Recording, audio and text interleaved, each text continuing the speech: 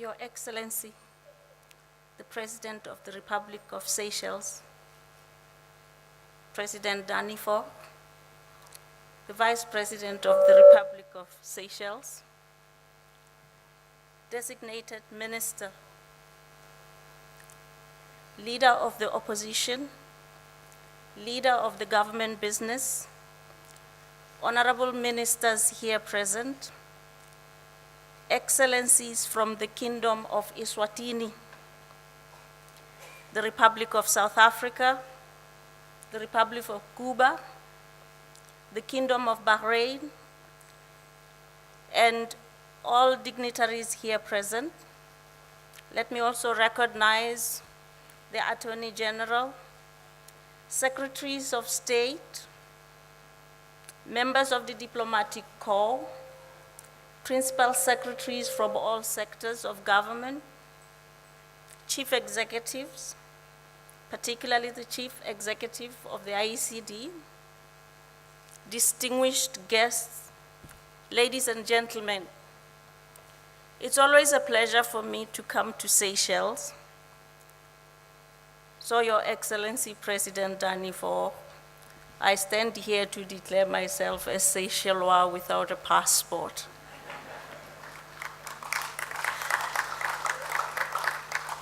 And that gives me only privileges and no responsibilities, because this thing called a passport comes with a lot of responsibilities. But it's always a pleasure to be here. In 2017, Seychelles convened the world for the first Biennium Conference on ECCE. And this was born out of a series of national biennia on ECCE led by the then Vice President of the Republic, who had honored us as UNESCO to come to the first World Congress on ECCE in the Russian Federation in Moscow. And when he closed the conference, he made an undertaking that he's going to lead by example. He made this undertaking in front of UNESCO member states.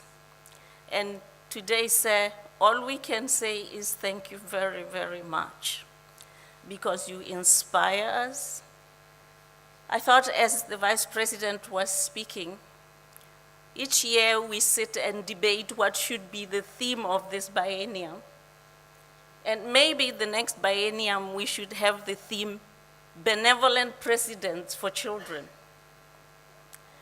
I think President Danifo has shown us the difference that leadership makes. We've traveled a long journey together to get to a point where Seychelles is recognized not only by UNESCO, but by other entities like ADEA, the Association for the Development of Education in Africa, by the World Bank, by other countries, as a best practice country in ECCE. And for this, we are very grateful, because nothing happens without determined and unwavering leadership that was demonstrated after Moscow. In 2017, we themed these systems.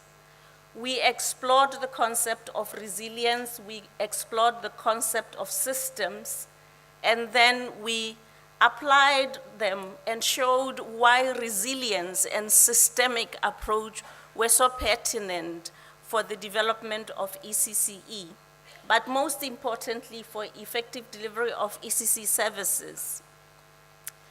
And 2017, when we departed with a call on all countries to continue their efforts to build a resilient ECC systems in their respective countries.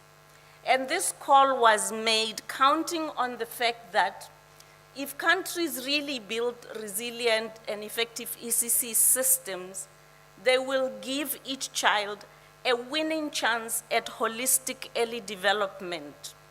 But beyond kids, beyond children, we counted on the fact that holistic ECCE is a foundation for human resources development, for human development, and for long-term human capital accumulation. And Master of Ceremony, let me pause here and bow to the Seychellois for the high ranking on the World Bank Human Capital Index. It isn't a mistake. It isn't a mistake that Seychelles is inching higher and higher and higher on human capital accumulation because they start from a strong foundation. For those of you here who speak Setswana, in Setswana we say, and it means that which is good starts at the beginning. That which starts at the end can only amount to nothing. And if you want to accumulate human capital, you have to start at the beginning. And the beginning is with holistic early childhood development. Anything else will amount to your prisons being full, your hospitals being oversubscribed, your high reputation rates, your dropout rates, your low income, your poverty, and recycling of intergenerational poverty, and so on and so forth. So I'm very pleased to say that the World Bank Index shows Seychelles as doing very well relative to many countries, most of which are bigger, stronger, and richer than Seychelles. But while we applaud this high ranking, it also raises the stakes because it's always easy to improve on nothing, but it is very difficult to improve when you are already excelling. So this raises the stakes for Seychelles to be even more focused on founding its human capital accumulation through strong ECCE accompanied by long-term human development and human resources development. In choosing the theme this year, we reconnected to the 2017 biennium and said that, well, we talked about building resilient ECC systems, and as the conference unfolds, different experts will focus on key pillars of this resilient system. But we are raising the flag that you need data to manage these systems, to track them, but most importantly, to track and monitor their impact on holistic early childhood development. And what is the status of data on ECCE today? And what type of data? Why did we choose big data? Normally when you see this phrase big data, you think of the big nine tech companies. And the dialogue comes with a lot of skepticism sometimes that these big data are used to warp us into buying things that we never needed, into shaping our decisions in one way or another, into peeping into our homes when you think you are alone, and so on. So big data is the bloodline of policy decision-making and management, as the Honorable Minister of Education highlighted. But at the same time, it comes with very heavy ethical and moral responsibilities. And therefore, we chose precisely to focus on big data for global public good and for human development outcomes. Now, why big data? I think my role each year, the Vice President has just left, but I know he can hear me. My role each year when we meet is to focus on the theme of the conference and why this theme matters. But before I go into big data, let me go into the precursors of big data, because we live in the world of revolutions. When I grew up, the word revolution meant men with guns and boots on the ground. But now we have the knowledge revolution, the information revolution, the technology revolution. Now we have the Industry 4.0 revolution. So we live in a world of revolutions, but it is the intersection between the technological advancement that gave us the capacity to capture and store data right high up to the clouds, but also the capacity to analyze data at lightning speed and to interpret and make sense out of it. But what is fierce in the 21st century where we are now is the speed at which we generate data. Because data comes from multiple sources, endless sources. These days, you really can't go anywhere in any country and think you will do something funny in the streets and disappear into thin air, because somebody before you know would have captured you with their mobile, taken a video of you. There would be a camera on the wall somewhere. There would have been a passerby with a peeping Tom or a peeping something. So, but data comes from our computers, from our mobile phones, from our books, from surveillance cameras, right up to drones. And data is what gets countries to fight about privacy. Surveillances all over. We have lots of statistics, but I don't have the time. Those who are interested can look at it, the PPP later, PPT. But just to give you a taste, by 2020, it is estimated that around 1.6 megabytes of data will be generated every second per each person in the world. And this is nearly 8 billion people. So for each 8 billion people, 1.6, for each person of the 8 billion of us, 1.6 megabytes will be generated each second. So you can imagine, this sounds like a huge amount of data, unimaginably huge amount of data. The key markers of big data have been described as volume, therefore. Velocity, which is the speed at which this data is generated. The variety, which is the multiplicity of sources. And the veracity. I'm not quite sure why those who work in big data talk of veracity, and I'm not sure if all data that we get can be described as complying to the norm of veracity. But all the same, the 4 V's are used to describe big data today. Now, the consequence of big data is that we actually can be overwhelmed, and you can turn a blind eye to it or walk away from it. But those who are shrewd, particularly the big 9, see this as a golden opportunity, as a mine that has treasures, endless treasures. But in making sense out of data, you then generate information. So the information revolution is actually driven by the data overload intersecting with the technology advancement. The information revolution just last 2 years, in 2017 when we were working on IBE normative documents, we found, as we were doing our own data digging, that the information generated in 2017 was more than all the information generated in the previous 5,000 years. So the magnitude is staggering. The New York Times alone provides more information per week than any person was likely to encounter in their entire lifetime in the 18th century, per week.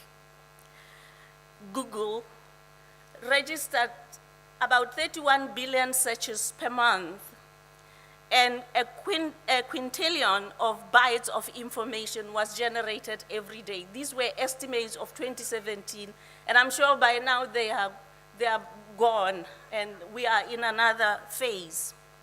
So this information overload becomes sense when you have what? Purpose. Why do the tech companies, why do private sector invest so much on big data analytics? because they have an interest, because this data informs them, and it gives them enormous predictive power of information that they depend on for their very survival, for their comparative advantage, and therefore for their competitive edge. But these guys are interested in their market shares, in their bottom line, and all that. You could ask, what is the purpose of a minister of a country? What is the purpose of ECCE? We've already said the purpose of ECCE is the most royal of all purposes, because if we don't build the human resources, we won't have anybody to generate the data, we won't have anybody to understand it, we won't have anybody to innovate with technology and everything else. So while we talk about the tech revolution and almost edify these things, behind them is a well-prepared human resource base whose agency transforms into human capital, whose agency transforms into progress and development in multiple ways. You have to have purpose, you have to have opportunity, and opportunity means access to data. How many of our countries have access to data but do not even use it? How many more do not have access to data? You have to have the infrastructure. I don't know, Honorable Simeo, if here we have the infrastructure where we can use all the data that we can collect on children and at the pace and at the rate at which we can generate it to make sense out of it and to guide holistic early childhood development. So infrastructure, analytical know-how, and you have to have the investment to predict something. What do we want to predict in ECCE? What we want to predict in ECCE are the chances of a child getting, I like the Seychelles expression, a winning chance at early development. And the chances of certain risks materializing for certain children. And if those risks materialize, then those children will not get that winning chance.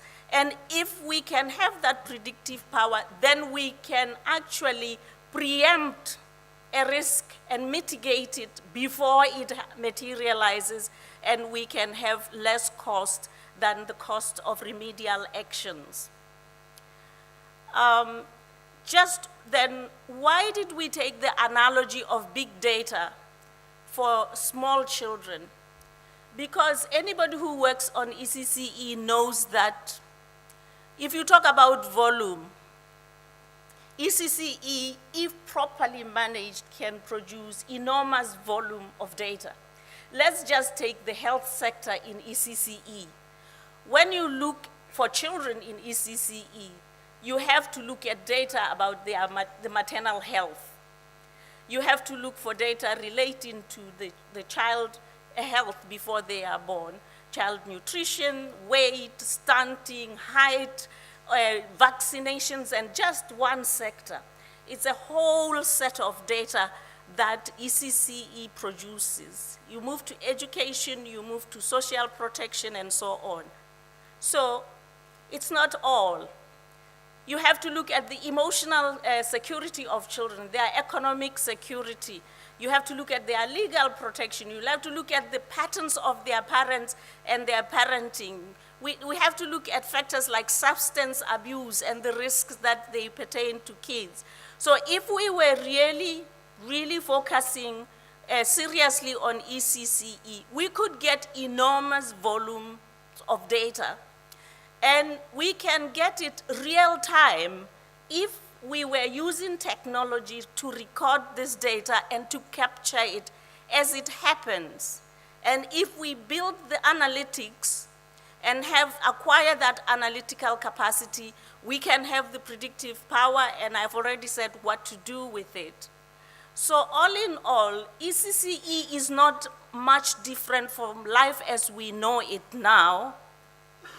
The difference with ECCE is that perhaps we don't have as much vested interest as the big nine and the private sector have on their bottom line.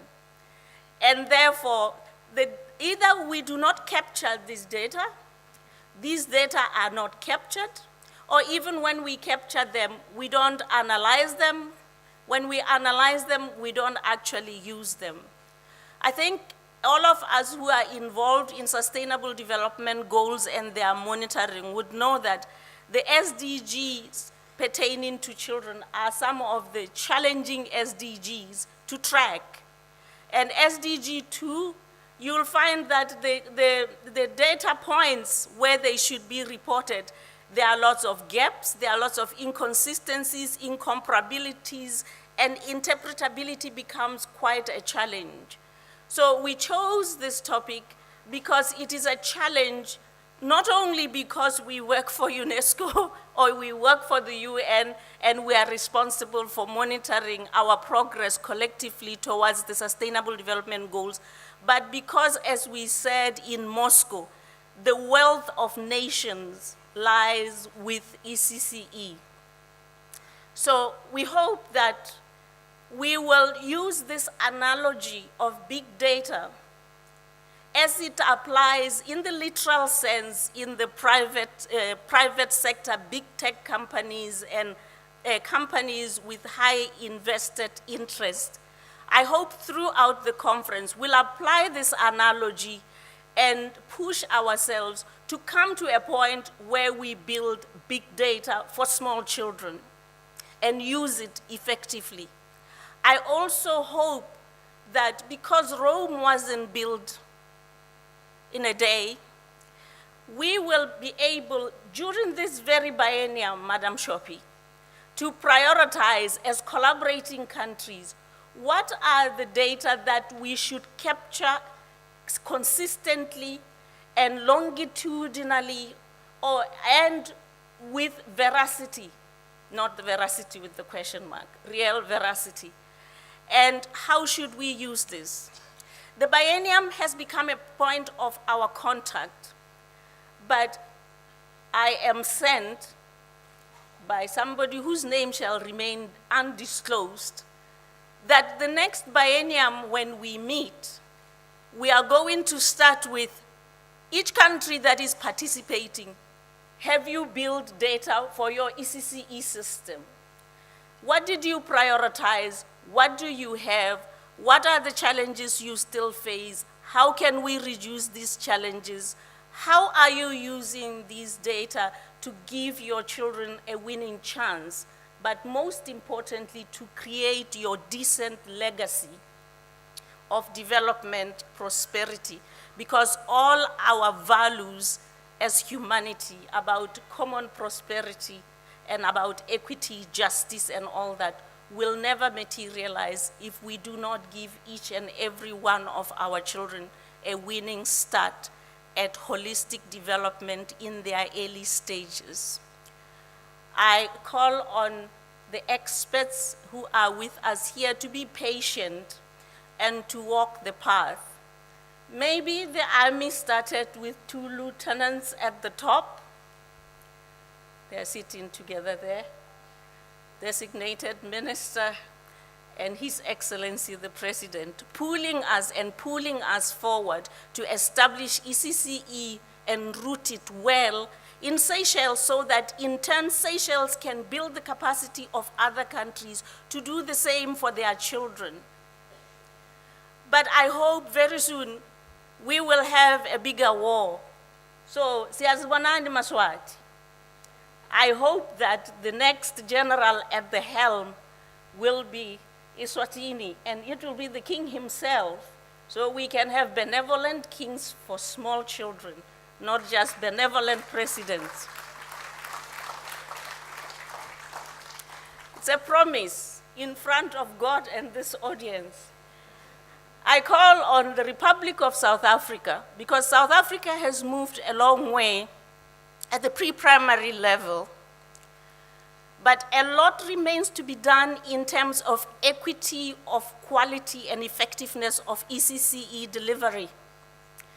And Madam Minister, let me portray and communicate my gratitude to the Deputy Minister of Education, Deputy Minister Surti, because between him and the then Vice President of Seychelles, they made it possible for me to lead the Moscow Congress in 2010 in Moscow. I know we are on a timer, I don't have time for episodes, but the Moscow conference succeeded because of lots of effort. But when the chips were down and we were getting to the adoption of the joint framework of action, it really was South Africa and Seychelles that carried the day. And we can see today. So I hope that President Cyril Ramaphosa will be one of the presidents who will be marching together with President Faure and with President King Moswati to see us through and through. And together we stand. And with those few remarks, I'm just going to say that our small children deserve big data and all its potentials. Thank you very much.